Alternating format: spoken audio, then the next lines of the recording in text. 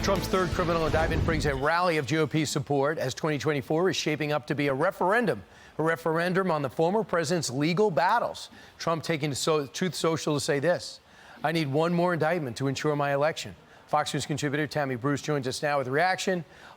Trump's campaign courtroom calendar as well is now available, and it is a busy one. Tammy, what changes after yesterday?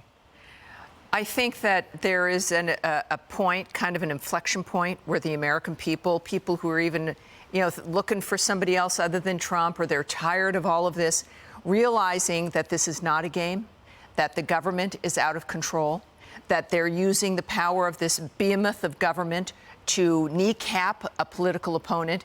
Trump was correct in saying this is not supposed to happen here. He's absolutely correct. Our structure is meant to have this not happen, and yet it is. It sounds now like a cliche, but it is like a banana republic where you use all the power of government to get rid of a political opponent. We don't like this. Now, we're not rioting in the streets. We understand what the difference is. We're quietly assessing, and even the people I've heard from who are, we're Trump supporters, we're looking at someone else, are saying this is not normal. Something is wrong, and it cannot continue. And the only thing that's going to stop it is to vote for Trump again. Conspiracy to defraud the U.S., conspiracy to obstruct official proceedings, obstruction of official proceedings, conspiracy against rights. Some of these charges date back to 1876 with Rutherford B. Hayes. So looking at the calendar, what happened yesterday. And then, of course, on the 23rd, we got the debate that Fox is hosting. Then the January 6th pre-trial, he doesn't have to go to on the 28th, but everyone's going to be focusing on that. And they'll give dates and times. October 2nd, Trump has a civil suit. January 15th comes the Iowa caucuses. In comes another civil suit from E. Jean Carroll. Sure. 29th, the pyramid scheme class action suit, thanks to New York. Yeah. And then we start with the Alvin Bragg suit in March. Yeah, why not have it be 100? I don't know why they're in between. Yeah, I don't know why they're withholding. Have it be 100 suits. Have it be 1 million indictments. At this point, it's absurd.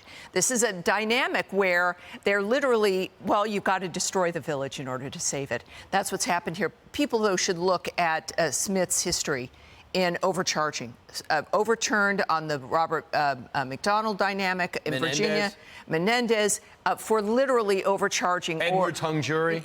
So it's an interesting dynamic. I hope the president's lawyers, I would trust, understand this.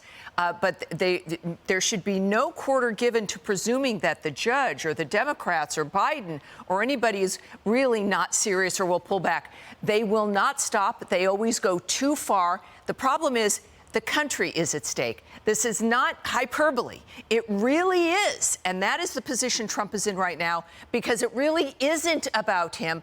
You have to ask, why are they still so terrified? It's us. They don't want us to have the option. That's what's at stake here. Do you believe that the American people need to know if he is this trial before the election? I think any of them. Yeah. Look, I think Trump has said that he wants something speedy, but the fact of the matter is none of these things will expire. Jack Smith wants it speedy. Yeah, they don't want these things will not expire. The point is, they want this to be the narrative. This is all this is about, and they're abusing the country in the process. It's not about conviction. It's not about conviction, but they don't care. It would be great. They would throw him in jail. They're not thinking the next step. They never do think about what the next step is. But we'll show them what the next step is. It's called President Trump, President number 47. And the results of this would be moderates, independents, undecideds. Democrats dug in, obviously. Never Trumpers aren't going to budge.